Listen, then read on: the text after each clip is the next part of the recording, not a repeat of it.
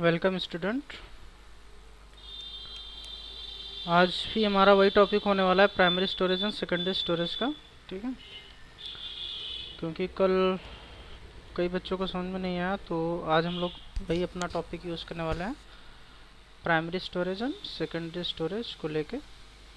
और इसमें देखते हैं कि कैसे हम लोग इस पे काम करते हैं। ठीक है, तो आज का टॉपिक थोड़ा बड़ा होने वाला है, तो ध्यान से रखिएगा। और जो भी क्वेश्चंस आते हैं, क्वेरी आते हैं जो आपको नहीं समझ में आते हैं, तो उसको हमसे ज़रूर पूछ लीजिए, या फिर अगर खुद से आप कैपेबल हो रहा है तो खुद से ही सॉल्व अगर हो रहा है, सर्च कर लेते हो तो खुद से कर लो। अदरवाइज़ उन सब चीज़ों को पूछ लिया करिए, ज़्यादा दिन तक उसको डिले मत करिए आप, है ना। ज़्यादा डिले रहेगा तो प्रॉब्लम आपको भी होगी, हमें भी होगी। तो चलिए, हेडिंग जो हमारी थी primary computer memory slash storage, और इसमें हम लोग दोनों पढ़ेंगे, कंप्यूटर मेमोरी के बारे में पढ़ेंगे और स्टोरेज के बारे में भी पढ़ेंगे। ठीक है, तो हेडिंग डाल लेते हैं। पहले हम लोग कंप्यूटर मेमोरी के बारे में पढ़ लेते हैं।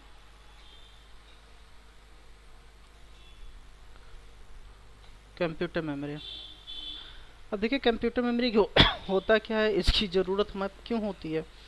कंप्यूटर को कोई कार्य करना है तो उसके पास मेमोरी का होना अनिवार्य है। यानी अगर हम इंसानों की भाषा में अगर बात करें, तो जिस तरह से हमें हर एक कार्य को करने, याद रखने के लिए ज़रूरत होती है हमारे मेमोरीज़ की, उसी तरीके से कंप्यूटर के भी एक को जितने भी आप टास्क दोगे उसको करने के लिए उसको एक मेमोरी। ठीक है, तो कंप्यूटर की मेमोरी को दो भागों में बांट दिया गया है। एक को कहते हैं प्राइमरी मेमोरी, एक को कहते हैं सेकेंडरी मेमोरी। हम लोगों ने पीछे भी पढ़ा है प्राइमरी मेमोरी के बारे में। तो प्राइमरी मेमोरी को हम लोग दो भागों में पढ़ते हैं, वोलेटाइल मेमोरी और नॉन वोलेटाइल। यानी रैम और रोम के बारे में। तो रैम हो जाएगा हमारा और ये रोम हो जाएगा। रैम का फुल फॉर्म आता है रैंडम, लिखते रहिएगा, रैंडम एक्सेस मेमोरी। और जहाँ रोम का फुल फॉर्म आता है read only random access memory और रीड ओनली मेमोरी। ठीक है, रोम हमारा वोलेटाइल और परमानेंट मेमोरी भी आता है, इसको परमानेंट मेमोरी कहते हैं। ये परमानेंट मेमोरी होता है।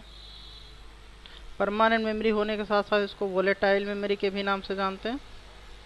और ये हमारा कौन सा होता है, टेम्परेरी मेमोरी। टेम्परेरी मेमोरी होता है, और इसको नॉन वोलेटाइल के भी नाम से जानते हैं। नॉन वोलेटाइल के नाम से जानते हैं। ठीक, तो रैम में हम देखते हैं दो मेमोरी हैं, एक आता है एस रैम और है डी रैम। ये पिछली क्लास में हम लोगों ने डिस्कस किया हुआ है इसको, तो इस पे उतना अभी हम लोग फोकस नहीं करके चलेंगे। ठीक है, एस रैम और डी रैम। डी रैम के अंतर्गत हमें कुछ रैम देखने को मिल जाते हैं, जैसे DDR2, DDR3 और DDR4। पिछली भी क्लास में ये बताया गया था। रोम में तीन, पी रोम, ईपी रोम, डबल ईपी रोम। तो इसमें कितने रोम बताएंगे, तीन, और इसमें इतने बता दिए गए थे। और हम लोग सेकेंडरी मेमोरी में हम लोगों ने देखा ही था, हार्ड डिस्क ड्राइव, SSD, है ना, फ्लॉपी। देखो बेटा, फ्लॉपी का यूज़ पहले होता था, अभी फ्लॉपी का यूज़ नहीं होता है। ठीक है, चलो एक मेमोरी के और बारे में और पढ़ लेते हैं। इसके सिवा उस दिन जो हम लोगों ने नहीं पढ़ा था उस मेमोरी को पढ़ते हैं, कैशे मेमोरी। अब देखो कैशे मेमोरी क्या होता है। कैशे मेमोरी एक बहुत ही स्ट्रांग मेमोरी होती है। ठीक है, it is a very fast memory. It is a very fast memory that hold या save some memory information, some information ले लें या फिर इंस्ट्रक्शन, ये दोनों को सेव करता है। Instruction, it is a very fast memory that hold या slash save some information instruction on itself that make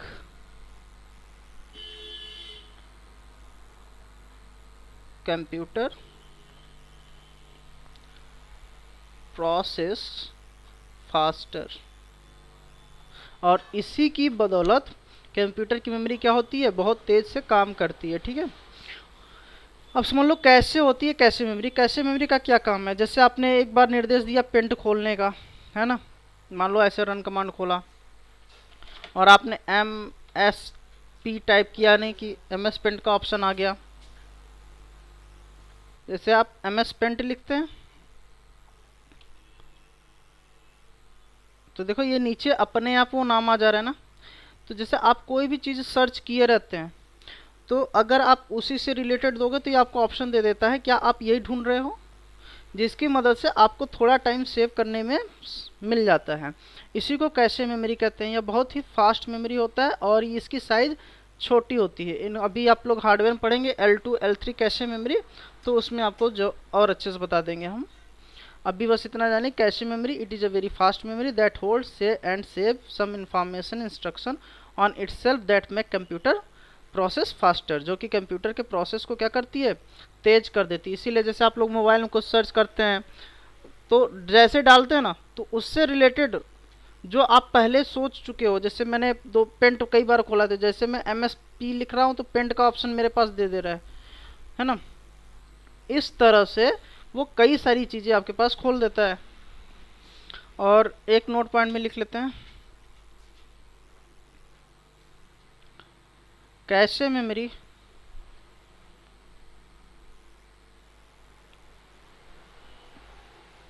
is placed between CPU and main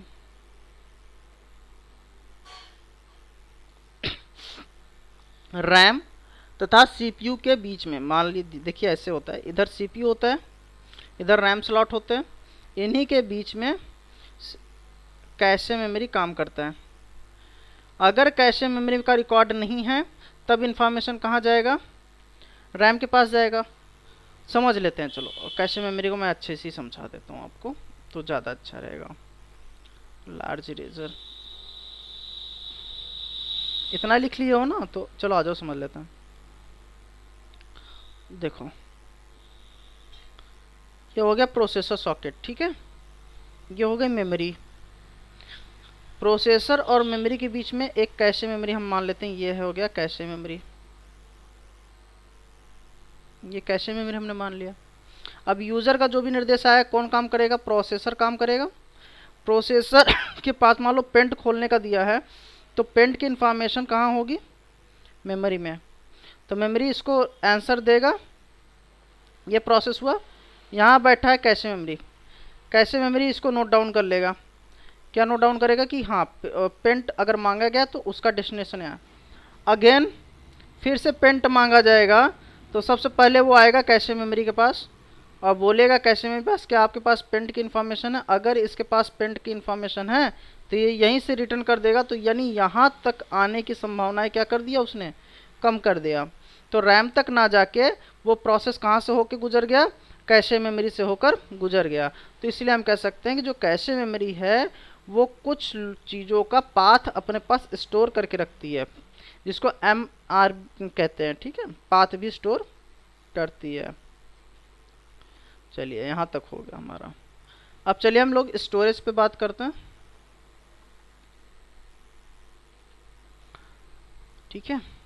storage भी हमारे पास दो तरह के मिलेंगे, एक हो जाएगा प्राइमरी और एक हो जाएगा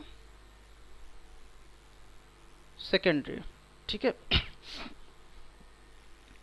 अब प्राइमरी और सेकेंडरी, और ये दोनों हैं वोलेटाइल, दोनों क्या है वोलेटाइल है, यानी इसमें नॉन वोलेटाइल नहीं होगा। प्राइमरी की बात करेंगे तो इसमें आएगा रोम, क्या आएगा रोम, रीड ओनली मेमोरी, यानी ऐसी मेमोरी जिसमें हमने कुछ लिख भी दिया तो वो हमेशा के लिए लिख दिया, परमानेंट लिख दिया, अब वो उसी को पढ़ेगा। तो रोम में हम पढ़ते हैं पी रोम के बारे में। पी रोम क्या कहता है, once the data has been written on a chip then it is only read only format mode. Then तो ये किस में रहेगा, रीड ओनली मोड में ही रहेगा, यानी ऐसा चिप है जिसको आप प्रोग्राम के थ्रू लिख सकते हैं लेकिन उसमें से इरेज नहीं कर सकते हैं।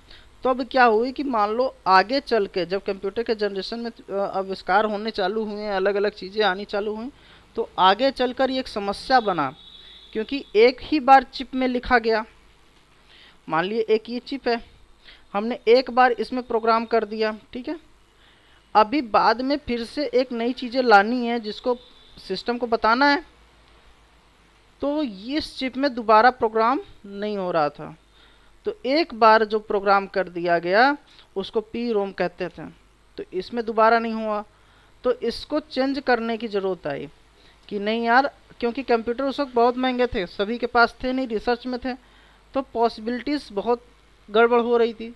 देन आया, इंट्रोड्यूस किया गया ईपी रोम, यानी erasable programmable read only memory. Erasable programmable read only memory थी ना, तो देखो erasable programmable read only memory, मान लो एक फिर से मेमोरी है, मैंने इसमें प्रोग्राम कर दिया, अब इसको फिर से मुझे प्रोग्राम करना है, दोबारा रीप्रोग्राम करना है, तो इसको जो मैंने लिखा है उसको रफ करना होगा, जैसे मैंने इतना कुछ लिख दिया है तो मुझे इसको क्या करना होगा, रफ करना होगा। जब मैं रफ कर दूंगा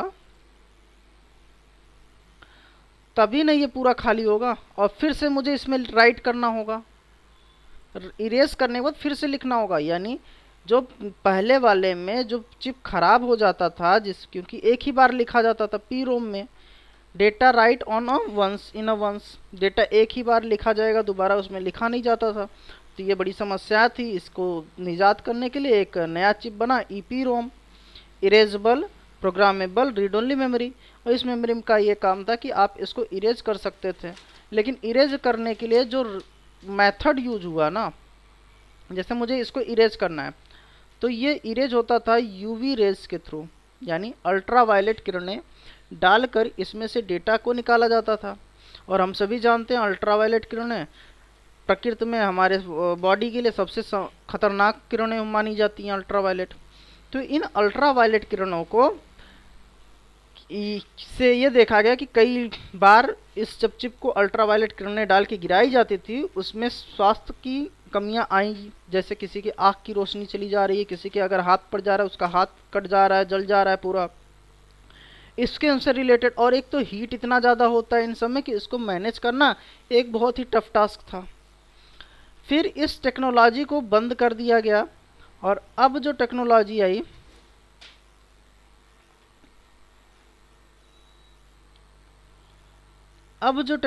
आई वो हो गई डबल ईपी रोम, यानी electrically erasable programmable read only memory, यानी अब जो चिप है इसमें अगर कुछ लिखा है तो इसको तभी हम इरेज कर सकते हैं जब पावर हमारा क्या हो, ऑन हो।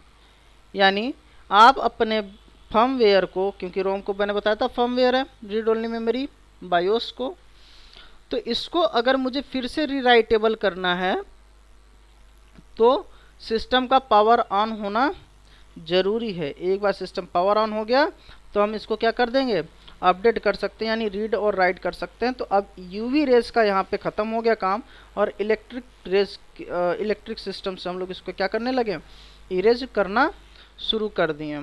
तो अभी जितने भी आपको मिलते हैं, क्या मिलते हैं, ईपी रोम, सॉरी डबल ईपी रोम, ठीक है। चलो डायरेक्ट, और ये कौन सी मेमोरी होती है, सिक्वेंशियल होती है, ठीक है। अब सेकेंडरी मेमोरी में हमारे पास दो तरह की मेमोरी देखने को मिलती है।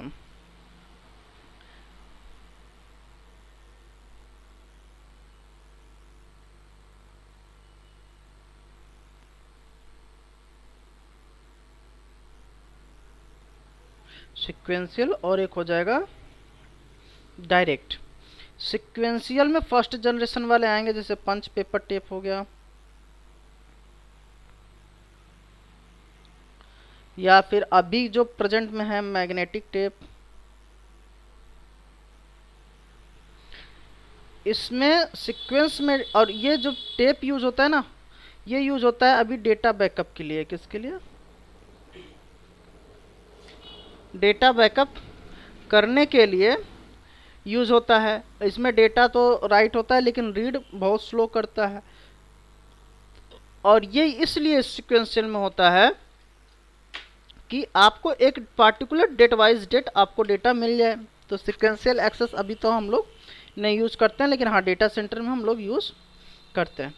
डायरेक्ट में हम लोग हार्ड डिस्क ड्राइव यूज़ कर रहे हैं, एसएसडी यूज़ कर रहे हैं, सीडी यूज़ कर रहे हैं, डीवीडी भी यूज़ कर रहे हैं, पेन ड्राइव यूज़ कर रहे हैं, ईटीसी। ठीक है, ये डायरेक्ट सेकेंडरी स्टोरेज में आएगा। चलिए सेकेंडरी स्टोरेज में पहले हम लोग हार्ड डिस्क को लेकर चलते हैं। सीक्वेंशियल में बेटा जो डेटा लिखा जाएगा वो एक सीक्वेंस में लिखा जाएगा, उसमें कोई बदलाव नहीं किया जा सकता। जैसे आप लोग ने देखा होगा, एक जो कैसेट आती थी ना, जो रिकॉर्डर में लगा देते थे, सॉन्ग प्ले होता था, उसमें रील लगी होती थी। तो उस रील में सॉन्ग होते थे, यानी एक एक स्टेप पे सॉन्ग होते थे। उसको सीक्वेंस को बदला नहीं जा सकता था कि 3 वाला है तो 6 कर दो, 6 वाला है तो हाँ ये किया जाता है, रील को भगा देते थे हम लोग, उतना ज़्यादा पोर्शन ना सुन के उसको स्पीड में गुजार देते थे। लेकिन जो डेटा फॉर्मेट है वो सीक्वेंस में है, और हार्ड डिस्क में ऐसा कोई सीक्वेंस नहीं है। हार्ड डिस्क में कोई भी डेटा कहीं से भी प्ले किया जा सकता है, सीक्वेंशियल डिवाइसेस में कोई भी डेटा कहीं से प्ले नहीं किया जा सकता। ठीक है, चलिए अब हम लोग देख लेते हैं हार्ड डिस्क ड्राइव के बारे में। HDD क्या कहते हैं? Hard disk drive. और ये सबसे फेमस है और प्राइमरी स्टोरेज डिवाइस के अंतर्गत आता है, सॉरी सेकेंडरी स्टोरेज डिवाइस या पॉपुलर स्टोरेज डिवाइस हो गया ना। इट्स सॉलिड मेटल होता है, एकदम ठोस मेटल होता है ये, solid metal device that use to save the data. It save the data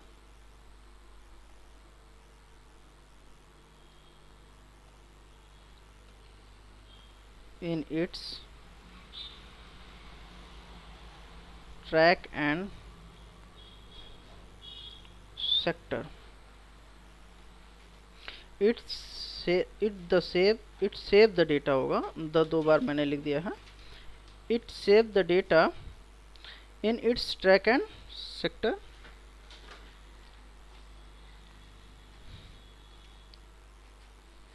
It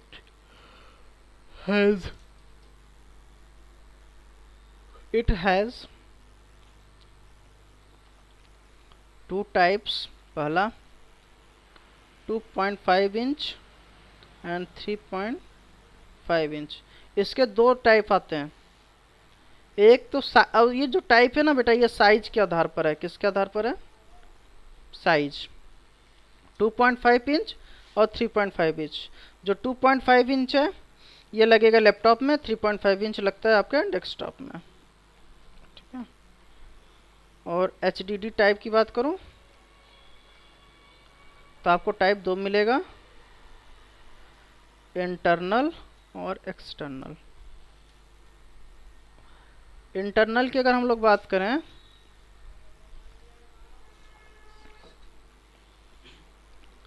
placed in computer system, जो कंप्यूटर सिस्टम में के अंदर लगा रहेगा उसको इंटरनल हार्ड डिस्क कहते हैं। External use anywhere,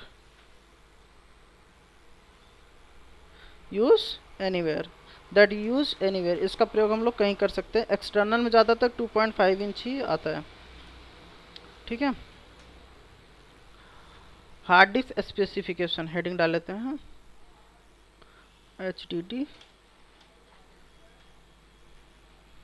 specification.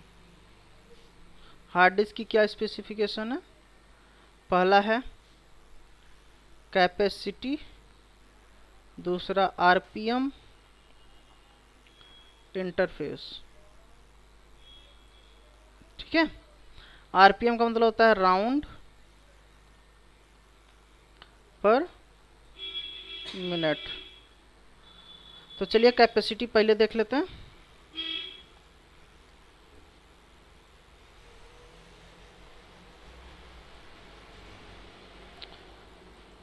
This devices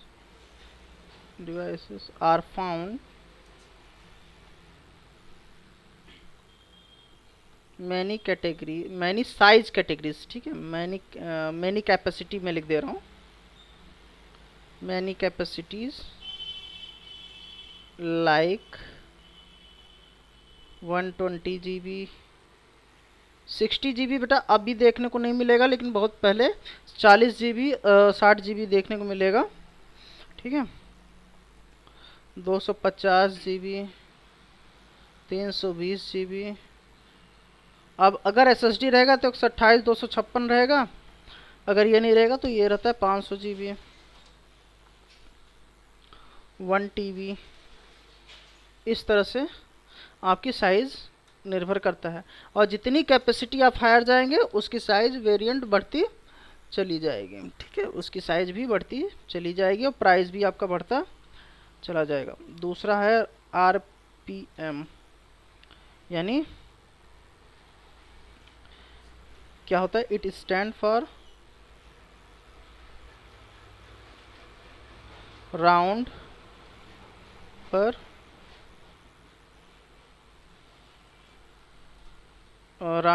minute. Minute की स्पेलिंग देखो, फिर गड़बड़ कर दिया हमने। क्या होता है MINUT?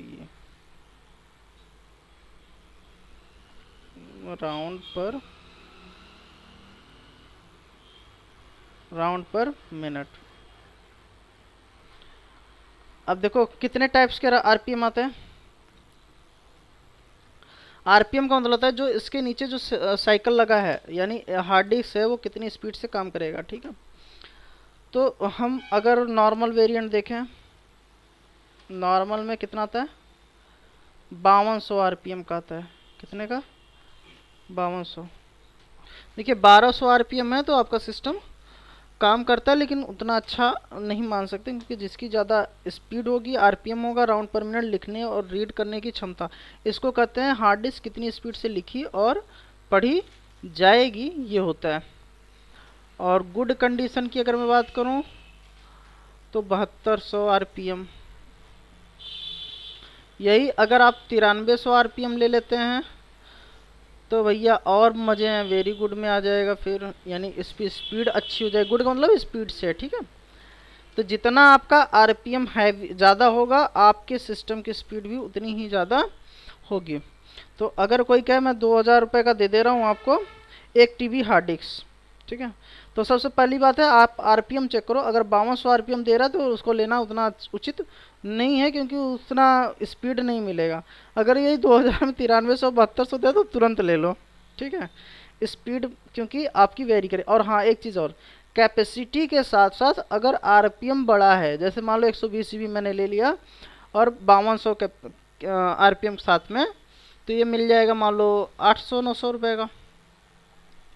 अगर ये मैंने 9300 RPM में ले लिया है तो इसकी कॉस्ट ज़्यादा हो जाएगी। जो तहाँ 900 रुपये आ रहा था वही 1500 तक जा सकता है। जितना अधिक RPM उतनी ज़्यादा आपकी कॉस्ट, और उसकी कॉस्ट दोनों पे निर्भर करेगा, कैपेसिटी पे और RPM पे भी। तीसरा सबसे बड़ा फैक्टर है इंटरफेस।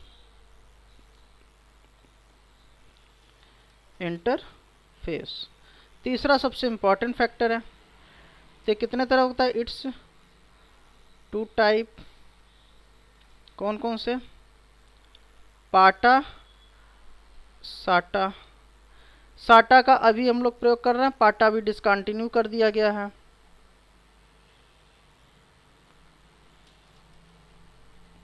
और ये क्या है?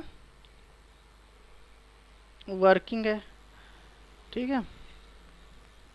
पाटा और साटा इसके इंटरफेस बेटा हार्डवेयर में दिखेंगे, ठीक है। पाटा और साटा हो गया, इंटरफेस भी हो गया, ठीक है। चलिए अब हार्ड डिस्क के ट्रैक और सेक्टर की बात कर लेते हैं, इंटरनल पार्ट देख लेते हैं, ठीक है।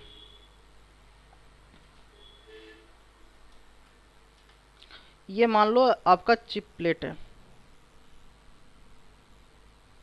चिप प्लेट हो गया, ठीक है। यहाँ पे आपके इंटरफेस रहेंगे, पावर का हो गया, और ये मान लो साटा हो गया, इधर जंपर्स हो गए कुछ, बस इतना ही होता है। ये प्लेट होगा। यहाँ पर आपका इंटरनल में दिखा रहा हूँ, ऊपर अगर देखोगे तो एकदम सॉलिड रहेगा। इंटरनल एक ऐसे हो गया, इस पे जिस पे हेड आपका फिट होगा, ये आपका एक सर्कल पॉइंट हो गया, ठीक है। इस सर्कल पॉइंट पर एक इतना गोला सा आपके पास एक जैसे सीडी नहीं होता है जितना गोला, उतना गोले का एक प्लेट लगा होगा, और यहाँ से एक हेड यहाँ पर लगा होगा, एक छोटा सा नुकीला सा हेड होता है, ठीक है। जब और इसी हेड से एक यहाँ से आई होगी केबल, इधर से केबल आती है जो यहाँ पे लगी होती है, और एक केबल यहाँ से उठकर यहाँ पे आई होती है, ठीक है। अब देखो ये जो गोला वाला भाग है, ये प्लेट जितनी तेजी से दौड़ेगा ये हेड उतनी तेजी से काम करता है। इस हेड का काम क्या है, ये हो जाएगा प्लेट और ये हो जाएगा हेड, क्या हो जाएगा हेड। ये हेड जितना स्पीड इस पे काम करेगा, इस पे जाएगा, उतनी स्पीड आपकी मतलब अच्छी होती है। अब देखो जब ये हेड, कई बार होता है हार्ड डिस्क हमारा ख़राब हो जाता है, जब हार्ड डिस्क सही रूप से ख़राब होता है तो ये हेड यहाँ ना होके ये हेड इस ट्रैक से बाहर आ जाता है, प्लेट से बाहर गिर जाएगा, तो समझ जाओ आपका हेड ख़राब है। और ये देखने के लिए आप इसको खोल सकते हो, ठीक है। तो ये एक्सटर्नल पार्ट हो गया, और इसके अंदर देख लेते हैं जो ये सर्कल वाला भाग है, इसके अंदर समझ लेते हैं। ओह शिट, एक मिनट में ओवल ही इंसर्ट कर ले रहा हूँ। शेप कहाँ है जी इसमें, शेप नहीं है क्या,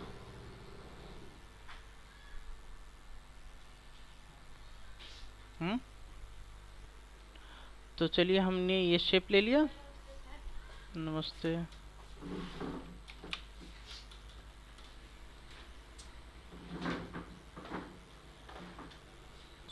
तो इसको देख लेते हैं हम लोग लास्ट आर्टिकल को, कैसे वो डेटा स्टोर करता है। तो हमने एक ओवल ले लेते हैं, सर्कल, सर्कल बना देते हैं, ठीक है। और एक और सर्कल क्रिएट करते हैं इसमें,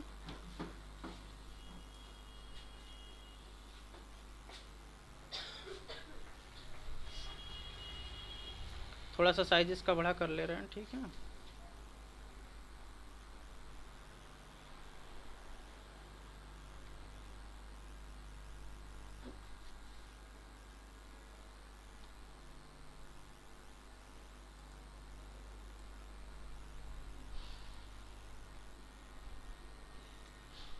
देखो ये जो भाग है इसको कहते हैं ट्रैक, क्या कहते हैं ट्रैक। और हार्ड डिस्क के इन्हीं ब्लॉक को काट दिया जाता है। हार्ड डिस्क ऐसे ऐसे अपने ब्लॉक को क्या करता है, डिवाइड कर लेता है। मैंने बताया था ना, ये अपना डेटा किस में रखता है, ट्रैक और सेक्टर में रखता है। तो ये जो खाली भाग है, ये पूरा राउंड वाला, ये पूरा यहाँ से ले लो यहाँ, और ये जो पूरा खाली भाग है उसको कहते हैं ट्रैक, ठीक है। और ये जो छोटा सा भाग आ रहा है यहाँ से लेके यहाँ तक का, ये जो भाग है इसको कहते हैं सेक्टर, क्या कहते हैं ट्रैक और सेक्टर। यानी इस तरह से हो गया 1 2 3 4। तो ये जो यहाँ से यहाँ तक का भाग है ना, कटा हुआ ये वाला भाग, ये हो जाएगा आपका सेक्टर। और ये जो अगर पूरा ले लेंगे तो इसको कहेंगे ट्रैक, ठीक है। तो ये अपना डेटा कैसे स्टोर करता है, इसी ट्रैक और सेक्टर में डेटा स्टोर करता है। क्लियर हो गया इतना। सीडी डेटा कैसे स्टोर करता है, हाँ तो देखो सीडी का भी एक ऐसी पार्ट होता है, एक मिनट सॉरी बहुत ज़्यादा गंदा कर दिया हमने। सीडी का जैसे हो गया और उसके बाद ये इतना गोला हो गया, अब वो यहाँ से लिखना चालू करता है। ठीक है, इस तरह से वो डेटा को लिखना चालू करता है और ये जो डेटा लिखता है ट्रैक में डेटा लिखता है। किस में लिखता है, ट्रैक में, इसमें सेक्टर नहीं होता है। ठीक है, ये है आपका हार्ड डिस्क का भी हो गया, स्टोरेज बता ही दिया हमने। आज का ये चैप्टर हम लोगों ने क्या कर लिया है, ऑलमोस्ट डन, ख़त्म कर दिया है। जो थोड़े बहुत पार्ट्स हैं वो आपको वीडियो वाली जो क्लासेस थी ना अपनी लाइव, उस वाले देखने को मिल गया होगा, हाँ उसमें देखने को मिला होगा। बाकी ये इतना ही था आपका। और इसमें ट्रैक और सेक्टर हो गया, हमारी प्राइमरी मेमोरी, सेकेंडरी मेमोरी हो गई, प्राइमरी स्टोरेज और सेकेंडरी स्टोरेज भी हमने यहाँ पर देख लिया है। तो अगर आप मान लो हार्ड डिस्क लेने जाते हैं, हार्ड डिस्क लेने जाते हैं तो क्या क्या मेजर करेंगे, एक तो इसका साइज, इंटरफेस, साइज लेना है, इंटरफेस लेना है, आरपीएम लेना है। ठीक है, इतना डिटेल हमें लेना ही लेना है। साइज जैसे 500 GB हो गया, इंटरफेस साटा, आरपीएम मैंने ले लिया 7200 और साइज में ही इसका आएगा 2.5 इंच या फिर 3.5 इंच, दोनों में से कोई एक आपको ले लेना है हम। ठीक है, डीवीडी का भी बता दिया, सीडी का बता दिया। एक बार एसएसडी और पीडी का देख लेते हैं। इसको फ्लैश ड्राइव कहते हैं। इसमें डेटा चिप में स्टोर होता है, चिप्स में स्टोर होता है और ये फ्लैश होता है पूरा। इसमें ट्रैक और सेक्टर का कॉन्सेप्ट नहीं होता है, इसमें ट्रांजिस्टर आईसीज वगैरह लगी होती हैं जिसमें डेटा को रिकॉर्ड करता है। और इसकी सबसे ख़राब चीज़ यह है कि इसमें से अगर डेटा लॉस होता है या फिर मान लो गलती से ये डिस्क ख़राब हो गया तो इसमें से डेटा रिकवरी का ऑप्शन बहुत ही कम है, रेयर है। वाइल जबकि हार्ड डिस्क अगर गिर गया, टूट गया या फिर कुछ भी फंक्शन हो गया तो इसमें से डेटा रिकवरी आसानी से हो जाता है। ठीक है, हाँ 90%, 85% या 70% हम मान के चलते हैं, 70% ऑफ डेटा मिल जाता है। लेकिन एसएसडी में नहीं, क्योंकि मेमोरी ख़राब हो जाती है तो मेमोरी को रिपेयर करना इतना आसान काम नहीं, उसके चिप्स बदलने पड़ेंगे। तो जब चिप्स बदलेंगे तो उसके डेटा स्टोरेज ख़त्म हो जाएगा। ठीक है, ये आपका हो गया यहाँ तक डन। माइंड मैप आपका बना लेंगे या बना लीजिएगा जैसे हम लोगों ने माइंड मैप बनाया था। ठीक है, चलिए माइंड मैप ही एक लास्ट टाइम बना दे रहा हूँ, अगले बार से आपको माइंड मैप बनाना है। ठीक है, पहला मैंने ले लिया मेमोरी। मेमोरी हमने दो टाइप का पढ़ा, प्राइमरी पढ़ा और एक पढ़ा सेकेंडरी। प्राइमरी में हमने पढ़ा रैम और रोम पढ़ा है। सेकेंडरी हमने पढ़ा HDD, SSD, PD, etc. PD यानी पेन ड्राइव। रैम में हमने पढ़ा एस रैम और डी रैम। ठीक है, रोम में हमने पढ़ा पी रोम, ईपी रोम और एक पढ़ा डबल ईपी रोम।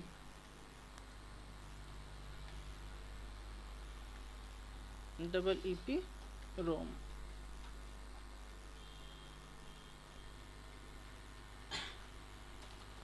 ठीक है, और हमने बात करें स्टोरेज की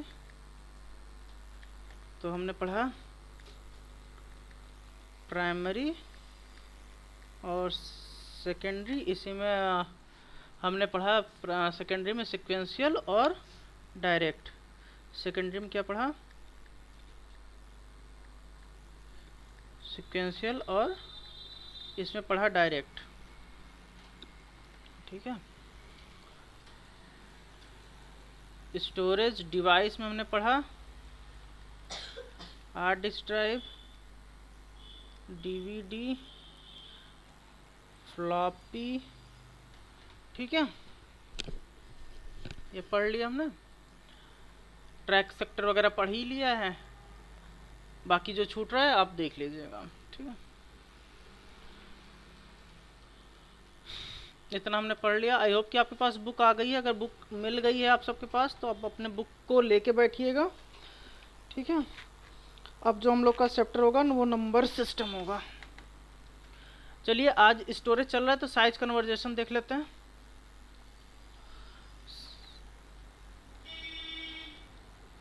फोर निब्बल मिलके बनता है 1 बिट, ठीक है। 8 बिट्स मिलकर बनता है 1 बाइट, और 1024 बाइट मिलके बनता है 1 KB यानी किलो बाइट, ठीक है। 1024 किलो बाइट मिलके बनता है 1 MB, और 1024 MB मिलकर बनता है 1 GB। 1024 GB मिलकर बनता है 1 TB, और 1024 TB बन के मिलता है 1 PB पेगाबाइट। उसके आगे जेटाबाइट हेक्टाबाइट होता है, तो इतना लंबा नहीं जाएंगे, अभी तो हम लोग TB में हैं तो TB तक ही रखते हैं, ठीक है। चलो, कन्वर्जेशन भी थोड़ा सा देख लेते हैं। मान लो मेरे पास 28 GB का स्टोरेज है, तो ये कितने MB में होगा? तो हम जानते हैं 1 GB में कितना होता है, 1024 MB होता है, ठीक है। तो 28 GB में कितना हो जाएगा? तो 1024 इंटू 28 कितना हो जाएगा जी? 1024 इंटू 28 करें, 1024 इंटू 28 832, ये हो जाएगा 32 8 16 56 7 6 और 1 इधर आ जाएगा, तो 28 हो जाएगा। 28,672 MB हो जाएगा, ठीक है। इसी तरीके से आपके पास मान लो कोई सॉन्ग है 350 MB का है, कितने का है? तो अगर इसको मैं KB में मानूं तो हम जानते हैं 1 MB बराबर कितना हो जाएगा? 1024 KB। तो 350 MB बराबर कितना हो जाएगा? 1024 इंटू 350,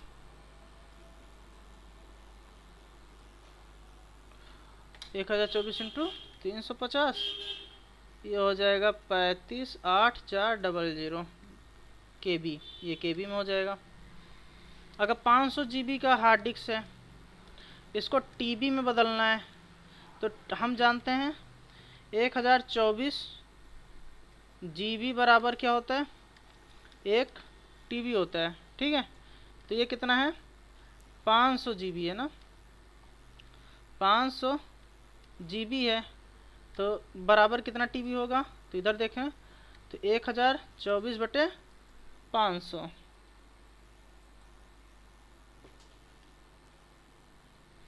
कितना हो जाएगा? 1024 बटे 500 इतनी हो जाएगा 2.048। अरे नहीं यार, 2 TB थोड़ी ना होगा, गड़बड़ कर रहे हैं हम लोग।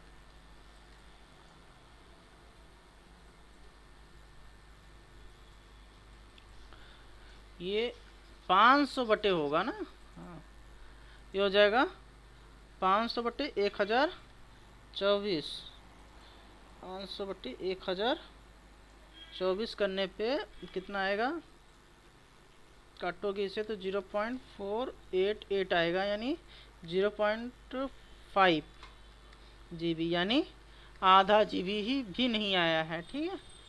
0.5 TB, यानी 1 TB भी पूरा पूरा नहीं है। हाँ, 500 GB है, कितना TB होगा? तो 0.5 TB होगा, 1 TB भी कंप्लीट नहीं है। अगर यही 800-900 होता तो भी नहीं होता, अगर 1024 GB होता तो 1 TB हो जाता, ठीक है। तो यहाँ पे ये भी हमने कन्वर्जेशन देख लिया, साइज चार्ट भी बना के देख लिया, KB TB MB में कन्वर्जेशंस भी।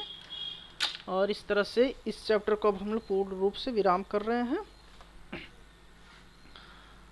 अब इसके बाद जो चलेगा वो आपका चलेगा नंबर सिस्टम।